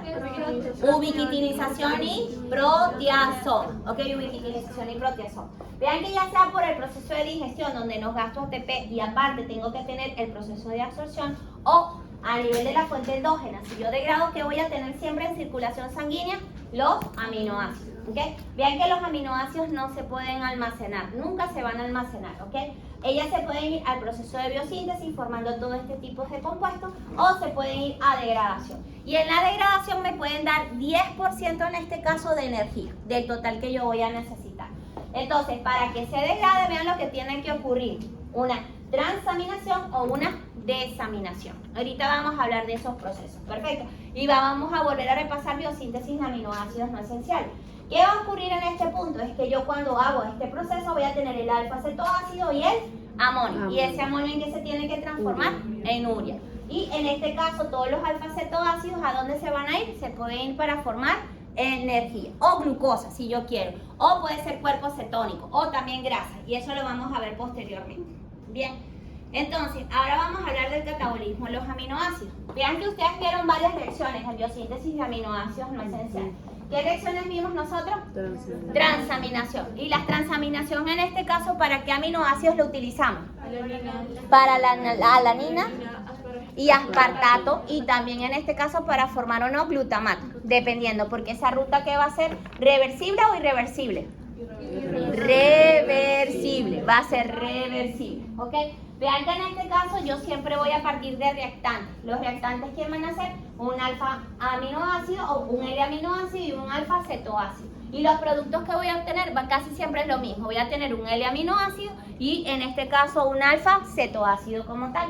Ahora, ¿qué es lo que puede ocurrir? Y vean este ejemplo. Voy a hacer una transaminación. En ese proceso de transaminación, vean que el alfa-cetoglutarato, ¿en qué se puede transformar? En glutamato. Normalmente este tipo de reacción es una aminación de tipo reductora. ¿Se recuerdan? Por la glutamato deshidrogenasa. ¿Qué es lo que puede ocurrir? El glutamato puede perder en este caso, su grupo alfa-amino. ¿Por qué tipo de reacción? Desaminación oxidativa. Ahorita lo vamos a ver. Entonces, el grupo amino, ¿a dónde se tiene que ir? Al ciclo de la urea. Pero lo primero que tiene que ocurrir es que el grupo amino tiene que pasar ¿por qué proceso? Por el proceso de carboxilación. Perfecto. ¿Para qué? Para que después alguien le adicione el segundo grupo amino. ¿Quién es el otro que le adiciona el otro grupo amino? El aspartato. ¿Ok? Y así que yo voy a formar la urea. Y así elimino el grupo amino ¿de dónde? De circulación. Entonces veamos a continuación lo que ocurre y repasemos. Vean, este señor, ¿quién es? Es el alfa-cetoácido, que se pone a reaccionar ¿con quién? Con el L-aminoácido, ¿ok? Y vean que tenemos el enzima. ¿Cómo se llama esta enzima? Aspartato aminotransferasa. Perfecto. ¿Y este señor quién es? El piridosalfosfato. ¿Cómo está actuando la reacción? Como coenzima, como grupo prostético. Perfecto. Entonces lo que va a hacer este aspartato aminotransferasa le va a quitar el glutamato a este señor, el grupo amino, el glutamato, y se lo va a ceder ¿a quién? Al oxaloacetato. ¿Y el oxaloacetato en qué se va a transformar? En aspartato. Y el glutamato, como ya no tiene grupo alfa-amino, ¿en qué se va a transformar? En alfa-cetoglutarato. ¿Qué es lo que puede ocurrir? Vean en este caso. Ese glutamato también en este caso perdió su grupo amino y se transformó en alfa-cetoglutarato. Ahí hubo una transferencia. Ahora veamos en el siguiente. Es lo mismo, pero estoy hablando con el piruvato. Vean, por aquí cuando yo formo glutamato, porque la reacción es reversible, yo puedo pasar por un proceso de desaminación oxidativa. ¿Cómo yo me doy cuenta que hay una desaminación oxidativa? Porque yo tengo como reactante ¿en a quién? Al glutamato, ¿ok? Pero vean que en este caso la enzima, ¿cómo se está llamando? Glutamato deshidrogenasa. ¿Qué hace la glutamato deshidrogenasa? Y vamos con las reacciones que vimos en cinética enzimática, ¿no? Que hablamos de diferentes clases de enzimas. Vean que la glutamato deshidrogenasa va a ayudarse ¿con quién? Con el NAP. ¿El NAP de dónde deriva? ¿De qué vitamina? De la vitamina B3 o niacina. Perfecto, muy bien. Entonces veamos, glutamato deshidrogenasa, ¿qué es lo que le está haciendo a el glutamato? Le quita grupo amino y ¿qué más?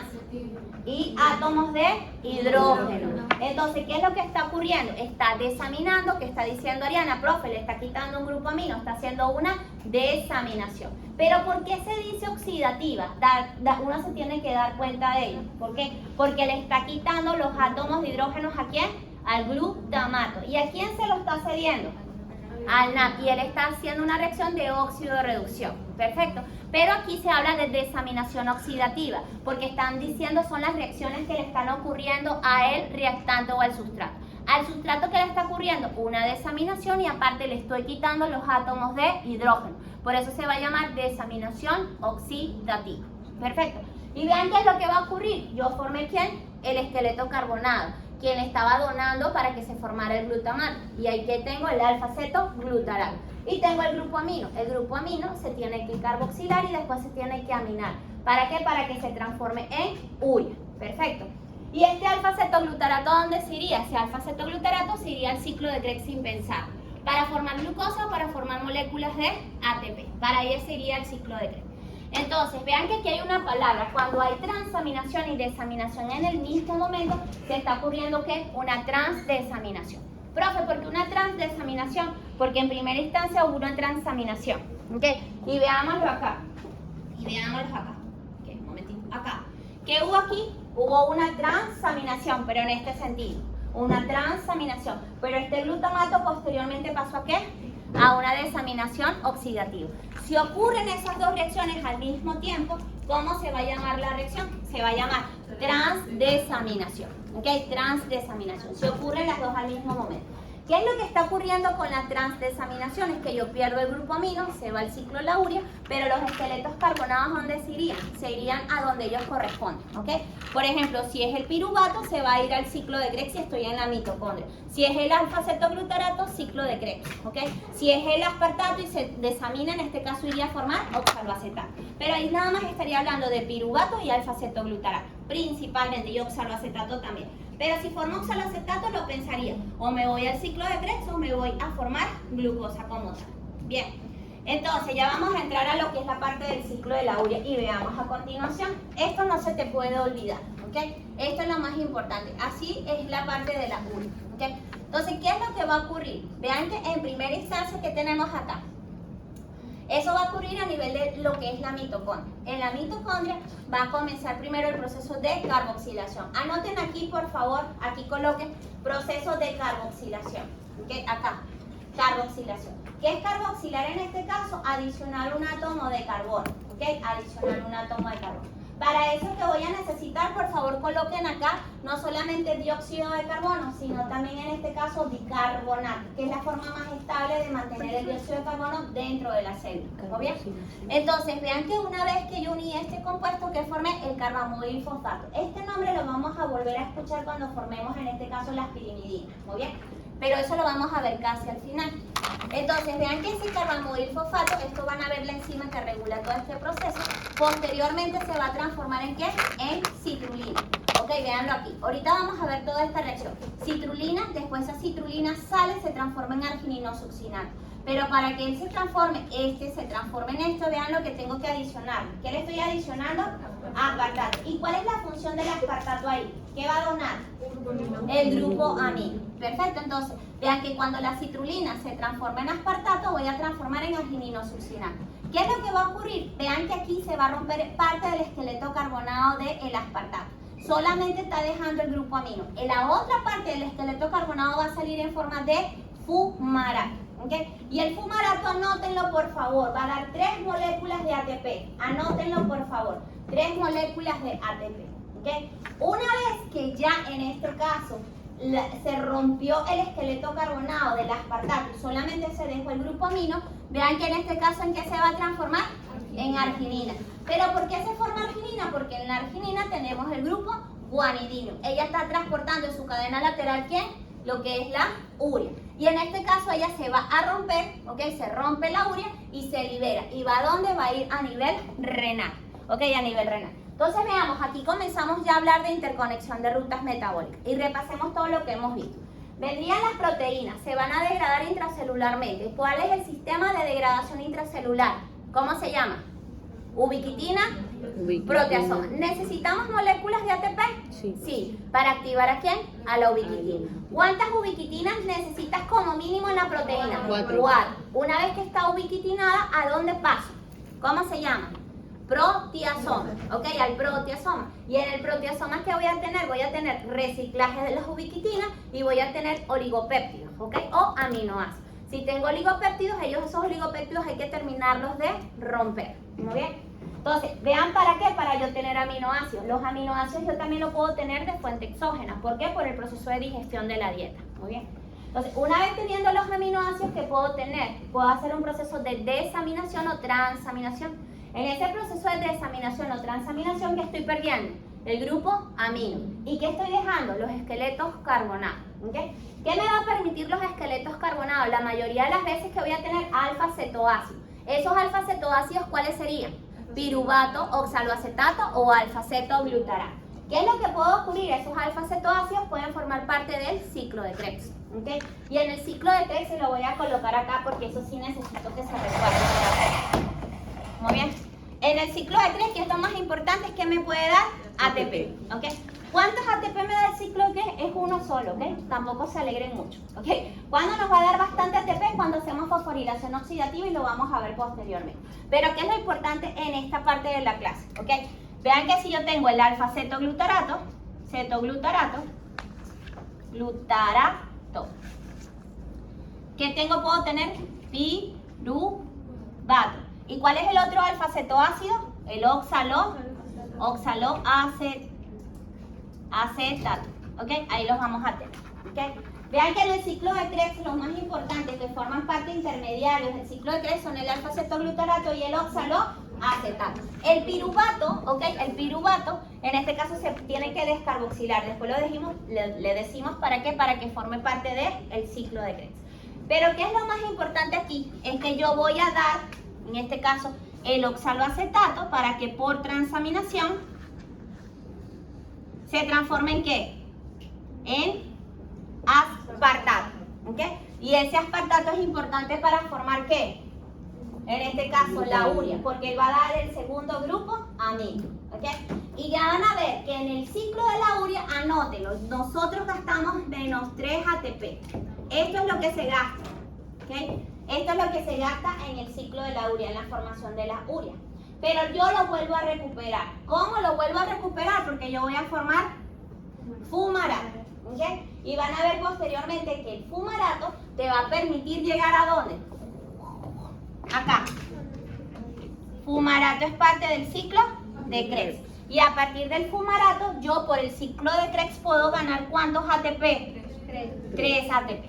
Perfecto. Por eso tiene que haber interconexión de rutas metabólicas. ¿Para qué? Para que el balance energético sea ganancia o en este caso sea equivalente. ¿Entendimos ahí? Entonces, eso va a haber una interconexión. Entonces, por ejemplo, si yo preguntara en el examen ¿con quién se interconecta el ciclo de la urea? ¿Se interconecta con qué ruta? Con la degradación de aminoácidos. ¿Y con quién más se va a interconectar? Con el ciclo de Krebs. ¿Ok? Así se van a interconectar este tipo de rutas. Muy bien, entonces pasamos. ¿Qué vamos a tener? Vean que en el organismo lo que les comenté, ¿okay? Nosotros vamos a tener el señor músculo, podemos tener el hígado o podemos tener la mayoría de los tejidos. Siempre va a haber procesos de transaminación o transdesaminación o en este caso desaminaciones oxidativas. Entonces, por ejemplo, el glutamato por acción de la glutamina sintetasa le podemos incorporar un grupo amino en la cadena lateral. Y si yo le incorporo un grupo amino en la cadena lateral al glutamato, ¿en qué se va a transformar? En glutamina. ¿Pero por qué lo hago? Porque en circulación hay grupos aminos y en el organismo no pueden existir grupos aminos en circulación. Perfecto. Entonces lo que yo voy a hacer es agarrar. ¿Para qué? Para que no sean tóxicos para el organismo, principalmente para el sistema nervioso. Perfecto. Entonces, ¿qué va a hacer la glutamina? Adivinen a dónde lo va a llevar, al señor hígado, ¿ok? ¿Y qué va a ocurrir con esa glutamina? Esa glutamina va a perder el grupo amino de la cadena lateral, ¿ok? Por un proceso de hidrólisis, por esta enzima que es la glutaminasa, ¿bien? Y si yo pierdo el grupo amino de la cadena lateral, ¿en qué me voy a transformar? En glutamato, perfecto. Pero ¿qué va a pasar con el grupo amino de la cadena lateral de la glutamina? ¿A dónde se tiene que ir? Al ciclo de la urea, perfecto, ahí se tiene que ir. Pero vean en este caso también qué puede ocurrir y me voy a músculo, ¿ok? En músculo nosotros tenemos diferentes tipos de aminoácidos, ¿ok? Y esos aminoácidos muchas veces se pueden desaminar, ¿ok? Entonces, ¿qué es lo que va a ocurrir en el organismo? El grupo amino, adivinen con quién se va a unir, con el alfa-cetoglutarato, ¿ok? Por la enzima glutamato deshidrogenasa. Y si ocurre esto, ¿en qué se va a transformar ese alfa-cetoglutarato? En glutamato, ¿ok? Pero si yo me voy a músculo, en músculo yo también ¿qué puedo formar? Piruvato. ¿Por el proceso de qué? De la glicólisis. Muy bien. Y vean que en este caso, si yo uno glutamato con piruvato y se hace un proceso de transaminación, esta test de transaminación, ¿qué yo puedo obtener? Yo puedo obtener alanina y puedo obtener nuevamente ¿qué? Alfa-cetoglutarato. Ahora, ¿qué es lo que va a ocurrir? La alanina tiene una razón de ser. La alanina se tiene que ir ¿a dónde? Al hígado, ¿ok? ¿Y por qué lo hace el músculo? Porque el músculo necesita grandes cantidades de glucosa para el proceso de la contracción. Entonces, ¿qué va a hacer la alanina? Miren, la alanina ahora se va a unir ¿con quién? con el alfa-cetoglutarato y va a pasar una reacción de transaminación. Entonces el alfa-cetoglutarato, ¿en qué se va a transformar? En glutamato. ¿Y en qué se va a transformar la alanina? En piruvato. Y el piruvato se puede ir por una ruta metabólica que se llama gluconeogénesis. Y en la gluconeogénesis, ¿qué yo formo? Glucosa. Este ciclo se llama de glucosa-alanina. Por favor, recuerden, glucosa-alanina. Es muy importante para el músculo porque es una manera de obtener glucosa y así obtener ATP rápidamente por el proceso de la glicólisis. ¿Ok? Ahora, vean, esta es parte del ciclo glucosa-alanina que les expliqué ahorita. Y esa es parte del transporte. Y ahí siempre nos va a ayudar el señor glutamato. Bien. Entonces, comencemos con lo que es la parte de la urea. Ya estamos terminando casi la clase. ¿Todo bien? Entonces, la urea. Definición de la urea. Les digo, anótenlo. Bueno, me están grabando igual. Es un compuesto nitrogenado no proteico, la urea. ¿Ok? Compuesto nitrogenado no proteico derivado de la degradación. ¿Ok? Derivado de la degradación o del catabolismo de las proteínas. Por una reacción, ¿cuáles son las reacciones? De transaminación o desaminación, o conocidas también como transdesaminación. ¿Cuál es el objetivo de que ese grupo amino se transforme en la urea? ¿Okay? Es evitar que aumente los niveles de amonio en circulación, ya que puede producir trastornos neurológicos. Una patología asociada a ese aumento de amonio en circulación se llama encefalopatía hepática, ¿ok? Encefalopatía hepática. Órganos importantes que tienen que estar activos para la formación de urea: hígado y el riñón. ¿Por qué hígado y riñón? Porque el riñón es donde se van a excretar, ¿ok? En ese caso. Entonces, la urea los va a ayudar a ustedes principalmente para evaluar el funcionamiento hepático y el funcionamiento renal, al igual que las proteínas totales y las proteínas fraccionadas, que son las albúminas y las globulinas, ¿ok? Entonces, este es el ciclo, ¿ok? El ciclo de la urea va a tener esta palabra, que es característica. Por favor, anoten.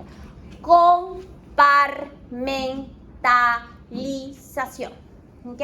Esa es una de las características importantes del ciclo de la urea.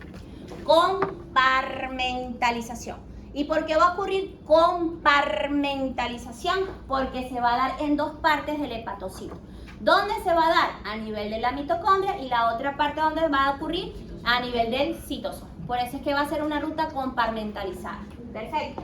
Entonces, vean acá, por favor. Hubo el proceso de transdesaminación o de transaminación, ¿okay? O de desaminación oxidativa. ¿Qué yo estoy obteniendo? El amonio. Y ese amonio, primer paso, ¿cuál es? Que se le adicione átomos de carbono. ¿Cuál es la reacción? Carboxilación, ¿ok? Lo que es el proceso de carboxilación. Esta enzima se la aprende, ¿ok? Es una de las más importantes del ciclo de la urea. Se llama así, carbamoil fosfato sintetasa 1, ¿ok? Colóquenle ojo a esta enzima, creo que es la más importante. Las otras no me importan, pero esta es la más importante y la que regula todo el proceso. Perfecto. Carbamoil fosfato sintetasa 1. ¿Okay? Miren una cosa, aquí nosotros necesitamos activadores. ¿Se recuerdan que necesitaba una enzima? ¿Cuáles son los factores que afectan la actividad enzimática? pH, temperatura, concentración de sustrato, concentración de enzimas, ¿okay? Activadores e inhibidores. Muy bien, entonces aquí vamos a tener en este caso un activador. ¿Quién es el activador? N-acetilglutamato, ¿okay? Y vean que el N-acetilglutamato se forma ¿por quién? Por el acetil-CoA. ¿Y acetil-CoA dónde lo obtengo? En la matriz mitocondrial, ¿okay? Por descarboxilación del piruvato o en este caso por degradación de los ácidos grasos, que después los van a ver. ¿Y por unión de quién? Miren el glutamato. Ustedes se imaginen que nosotros tengamos inhibición de la glutamato deshidrogenasa. Estamos graves, ¿ok? Se va a pasar en este caso, tenemos que utilizar todo lo que es fuentes exógenas para tener glutamato. Entonces, ¿qué es lo que va a ocurrir? Vean que aquí se va a formar el activador. ¿Quién va a ser el activador? Va a ser la unión del acetil-CoA con el glutamato y se va a formar el N-acetilglutamato. ¿Quién va a formar ese compuesto? En este caso siempre va a ser esta enzima, ¿ok? ¿Dónde se va a unir el N-acetilglutamato? Se va a unir en el sitio alostérico. ¿El sitio alostérico es lo mismo que el sitio activo de la enzima? No, en un sitio en este caso diferente, ¿no? Al sitio activo, Muy bien. Y vean, si él es un activador, entonces ¿qué va a permitir? ¿Cerrar el sitio activo o va a permitir abrirlo? Abrir. Por lo tanto, ¿es un modulador alostérico positivo o un modulador alostérico negativo? Positivo. Perfecto. Entonces, una vez que está activada la carbamoil fosfato sintetasa 1, miren lo que va a permitir formar. Carbamoil fosfato. ¿Okay? ¿Qué está indicando? Que yo gasté ATP, ¿sí o no? ¿Para qué? Para yo poder unir el átomo de carbono con el grupo amino. Muy bien. Ahora, segunda reacción, vean que en este caso, ese carbamoil fosfato, ¿con quién se tiene que unir? Con la ornitina, que es un aminoácido de tipo, en este caso, no estándar. ¿Ok? Un aminoácido de tipo no estándar. Ornitina se une con el carbamoil fosfato, ¿ok? Y el compuesto que se forma sale de la matriz mitocondrial y se va ¿a dónde? Al citosol del hepatocito. ¿Y qué va a formar? La citrulina, ¿ok? Una vez que se forma la citrulina, ¿quién va a venir? Va a venir en este caso el aminoácido que se forma a partir del oxaloacetato. ¿Cuál es ese aminoácido? Aspartato. Miren lo que va a ocurrir. Viene el aspartato y se va a unir ¿con quién? Con la citrulina. ¿Y qué estoy formando? Veanlo aquí. Este es el complejo. En este caso, ¿quién es este? Este es el aspartato. ¿Y todo esto quién era? La citrulina. Perfecto. Entonces, vean lo que yo formé arginino succinato. Pero a mí, ¿qué me importa del aspartato? ¿Toda la estructura del aspartato? No, ¿qué me importa a mí? El alfa-amino, es lo que me importa. El alfa-amino, el grupo amino. Perfecto. Entonces, ¿qué va a venir? Va a venir en este caso una enzima que es una liasa, que es la que corta. ¿Y qué hace en la liasa? Quita todo este esqueleto carbonado, ¿ok? ¿Y ese esqueleto carbonado quién es? Fumarato. ¿Y a dónde va el fumarato que les dije ahorita? Al ciclo de Krebs. Y bueno, ahora que yo transformé, vean que yo transformé este compuesto en ¿qué? Arginina. Échale un ojo a la arginina. ¿Qué va a tener en este caso? Lo que es el llamado el grupo guanidinio. Y el grupo guanidinio, cuando yo formo la arginina a nivel del ciclo de la urea, vean en este punto es un aminoácido como transitorio, ¿ok? ¿Por qué? Porque en este caso se formó la arginina, rompo en este caso ¿quién? Al grupo guanidinio que va a ser la urea y lo libero. Perfecto. Y así que yo formé la urea. Y ahora se va a ir ¿a dónde? A circulación sanguínea para ser filtrada por el riñón. Entonces vamos el paso a paso y repasemos. Entonces, ¿cuál es el primer paso? Que el grupo amino se le adicione ¿qué? Entre todos, un átomo de carbono. ¿Cómo se llama esa reacción? Carboxilación. ¿Cuál es la enzima más importante? Carbamoil fosfato sintetasa 1. Esa es la más importante. Y vean que a partir de la primera reacción que yo formé el carbamoil fosfato, ¿cuántos ATP gasté? 2 ATP, ¿ok? Gasté 2 ATP. Muy bien, ahora, vean que en este caso, el carbamoil fosfato, ¿con quién se va a unir? Con la ornitina. Profe, ¿y de dónde vino la ornitina? ¿Se recuerdan cuando la arginina le cortamos, en este caso, lo que era el grupo guanidinio, lo que es la urea? Esa arginina, cuando tú le quitas la urea, él se va a transformar rápidamente ¿en qué? En ornitina, ¿ok? Entonces, en este punto, la ornitina se une con el carbamoil fosfato, ¿ok? Y una vez que se une con el carbamoil fosfato, pierde un fosfato inorgánico y se va a transformar ¿en qué? En citrulina. ¿Qué es esta estructura que está aquí? Lo que va a ser el grupo urea, lo que va a ser la urea como tal. Muy bien. Ahora, la citrulina, ¿con quién se une? Con el que le va a dar el segundo grupo amino. ¿Quién le da el segundo grupo amino? El aspartato. Y vean, citrulina se une con el aspartato. ¿Y rompí o necesité ATP? Sí. ¿Cuántos ATP gasté? Hasta el momento llevo 3 ATP, ¿sí? 2 importantes para formar el carbamoil fosfato y el otro es ¿para qué? Para incorporar el aspartato en la estructura de ¿quién? De la citrulina. Muy bien. ¿Y qué formé? Vean, formé el arginino succinato. Entonces, miren a la final, si yo quito toda esta estructura, si quieren tápala, si yo quito toda esta estructura, ¿qué me va a quedar? Ya me va a quedar lo que es la urea. ¿Qué es la urea? Grupo amino y átomos de carbono. Eso es lo que va a hacer la urea como tal. Ahora, ¿qué voy a hacer? Voy a hacer un proceso de ¿qué? De ruptura por una liasa. ¿Y qué va a hacer esa liasa? Esa liasa lo que va a quitar es este esqueleto. Todo esto lo va a quitar, va a romper acá. Una vez que ella rompe ese esqueleto carbonado, ¿en qué se va a transformar? Fumarato. ¿Y el fumarato cuál es el objetivo de formar fumarato? Para recuperar los 3 ATP del Muy ciclo de bien, Krebs. recuperar las moléculas de ATP que gasté. ¿Cuántas gasté? 3. ¿Recuperé cuánto? 3. 3. Muy bien, perfecto. Entonces, ¿qué formé? Vean, ya yo formé lo que es la urea. La urea y tengo la arginina. Ahora lo que voy a hacer es que por una hidrólisis, ¿ok? Por una hidrólisis que yo voy a hacer, voy a quitar toda esta estructura que está acá. Y esa estructura que va a estar allá, ¿qué es esta? ¿Ok? Que es la urea. ¿Ok? Entonces, ¿qué va a pasar en este caso con la arginina? ¿En qué se transformó? En ornitina. ¿Y la ornitina con quién se tiene que unir? Tiene que pasar del citosol a la matriz mitocondrial para unirse con el carbamoil fosfato y seguir el ciclo de la urea. ¿Ok? Y seguir el ciclo de la urea. Muy bien, entonces, ¿cuál es la relación? Si yo te preguntara para próximos, ya ahora en adelante vamos a empezar a ver bastantes rutas metabólicas, ¿ok? Interconexión de la urea. ¿Por qué la urea se interconecta con el ciclo de Krebs? ¿Cuál es la función? Lo de La urea pierdes ATPs y en el ciclo de Krebs lo recuperas. Muy bien, porque formamos fumarato. ¿Y cuál es la otra función del ciclo de la urea? Claro, pero ¿cómo? Ya acuérdense que el oxaloacetato ¿en qué se transforma? En aspartato. ¿Y el aspartato qué está dando? El segundo grupo amino, que es importante para formar ¿a quién? A la urea. ¿Ok? A la urea. En ese sentido tiene dos funciones, la que tú dijiste y parte de lo que tú estás diciendo. Y ves, voy a, con sus propias, lo que ustedes dijeron. Ella está diciendo, profe, yo voy a recuperar moléculas de ATP. ¿Qué me está diciendo Ivette? Profe, voy a bajar los niveles de urea. Tiene sentido. Bueno, los niveles de urea no, los niveles de amonio. ¿Okay? Los niveles de amonio. Pero siempre que el ciclo de Krebs me dé oxaloacetato y ese oxaloacetato se transforma ¿en quién? En aspartato. ¿Okay? Siempre que ocurra eso. Entonces, lo que ustedes me dijeron, después vamos a ver las moléculas de ATP. Ahorita no, porque si no se van a marear y se van a saturar.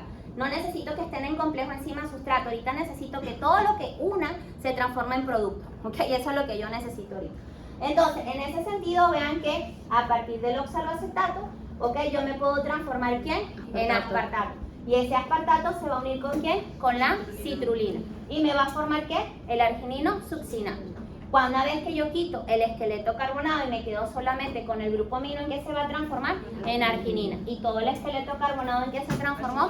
En fumarato. Y ese fumarato entra al ciclo de Krebs y me va a dar ¿cuántas moléculas de ATP? 3 moléculas de ATP. La arginina, en este caso, voy a romper lo que es la urea de su cadena lateral, ¿okay? La libero, esto pasa al riñón, y esa arginina ¿en qué se va a transformar? En ornitina. ¿Y la ornitina con quién se va a unir nuevamente? Carbamoil fosfato. Y sigue el ciclo ¿de quién? De la urea. Ojo, siempre y cuando no necesitemos grandes cantidades de ATP, ¿ok? Grandes cantidades de ATP. Entonces, ¿cuál fue la enzima que yo les dije que teníamos que recordar siempre en el ciclo de la urea? ¿Cómo se llamaba? Esa es la más importante, ¿ok? De todo el proceso. Y necesito un activador. ¿Y ese activador cómo va a estar formado? Por acetil-CoA más glutamato. Perfecto. Entonces, si tú no tienes glutamato, ¿se puede activar el carbamoil fosfato sintetasa 1 o no? Esa es una manera de regular, ¿ok? ¿Por qué? Porque yo estoy quitando en este caso, ¿quién? Al activador. Entonces, la formación de urea va a ser demasiado lenta. Perfecto. Va a ser demasiado lenta. Entonces, esa es la manera mejor de regular esta enzima. Bien. Continuemos y ya hemos terminado y hora del examen.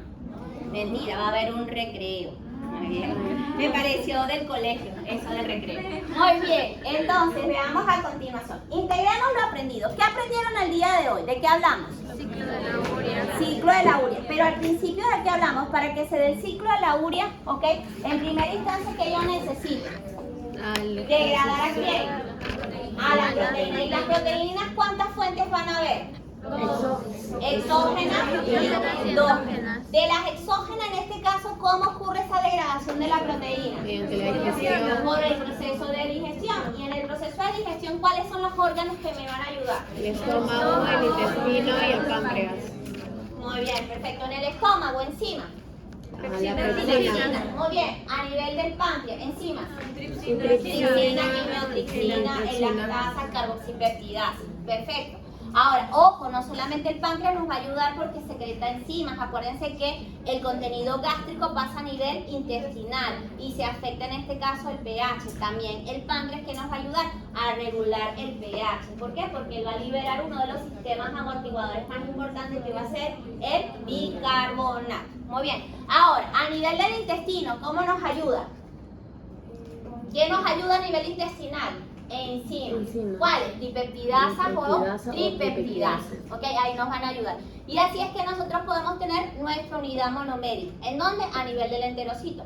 Pero ¿qué ocurriría si pasa un dispeptido o un tripeptido a nivel en el interior de la célula del enterocito? Esto Se va a degradar ¿cómo? con la tripeptidasa. Con tripeptidasas o dipeptidasas. En algunos textos le dicen peptidasas de frente, ¿ok? Peptidasa de frente. Muy bien. Vean que cuando estamos hablando del proceso de digestión exógena, nosotros nunca hemos hablado de degradación o, sí, utilización de ATP. No hemos hablado de eso. Perfecto. Pero si estoy hablando de la degradación de una proteína endógena, porque está anomala, ahí sí gastamos ATP. ¿Y por qué gastamos ATP? ¿Cómo se llama ese sistema? Ubiquitina, proteasoma. Pero ¿quién es la que necesita el ATP? Es la ubiquitina. ¿Okay? Pero la ubiquitina, para poder en este caso marcar a la proteína, ¿cuántas ubiquitinas tenemos que pegarle? 4. ¿Ok? 4. ¿Y qué estrategia regulatoria estaríamos ahí hablando para que esa ubiquitina se pueda unir a nivel de una proteína? Modificación covalente reversible. ¿Cuál sería eso? Un proceso de adenilación. Marcamos a la proteína. Ahora, ¿dónde tiene que ir? Ya está ubiquitinada la proteína. ¿A dónde va a ir? Muy bien, al proteasoma. Ok, va a ir al proteasoma. Y en el proteasoma, ¿qué vamos a tener? Vamos a obtener ubiquitinas por reciclaje. Ok, y vamos a tener ¿qué? Aminoácidos o oligopéptidos. Pequeños fragmentos de péptidos. Pasan por un proceso de proteólisis y los aminoácidos tienen que decidir a dónde irse. Los aminoácidos se pueden ir a sintetizar proteínas, a sintetizar compuestos nitrogenados no proteicos, ¿ok? O pueden irse a formar ATP, ¿ok? Pero para irse a formar ATP, ellas se tienen que transformar en la estructura que le está dando el esqueleto carbonado, ¿ok? Que van a hacer ¿qué? Alfa-cetoácido. Pero ¿qué reacción le permite en este caso a esos aminoácidos perder el grupo amino? Transaminación, desaminación o transdesaminación. Principalmente esa transdesaminación sería más que todo para el glutamato, ¿ok? Para el glutamato. Entonces, una vez que nosotros perdimos ese grupo amino y ya tenemos el alfa-cetoácido, ya sabemos que los alfa-cetoácidos se van a producir energía, ¿ok? U otro tipo de compuestos. Pero el grupo amino, ¿en qué se tiene que transformar? Entre todos, ¿en qué? En urea. Por lo tanto, en este caso, si se va a transformar en urea, ¿qué yo voy a necesitar en primero? Que ese grupo amino se carboxile. ¿Cuántos ATP gasté ahí? 2. Y formo, ¿cuál es la enzima más importante del ciclo de la urea? Carbamoil, fosfato, sintetasa 1. Muy bien. Posteriormente, ¿qué es lo otro que tengo que hacerle para transformarme ese grupo amino, ese carbamoil fosfato en urea? ¿Necesito de qué? De otro grupo amino. ¿Y qué me da ese grupo amino? El aspartato. Ahora ya para terminar, ¿por qué al ciclo de la urea se le dice que es una ruta compartimentalizada? Porque participa. Y en la mitocondria, ¿ok? En la mitocondria, perfecto. Muy bien, esta clase en este punto es importante para sus carreras profesionales. Sí. Sí, recuérdense que en este punto les va a permitir evaluar tanto funcionamiento hepático como funcionamiento en este punto renal. Ojo, pero necesita asumir o adicionar otro tipo de enzimas. Muy bien, para poder evaluar. Tenemos un cuestionario 5, no se los he habilitado, pero como les dije, se los voy a dejar hasta el próximo jueves, hasta las 16 horas, ¿ok? Para que ustedes lo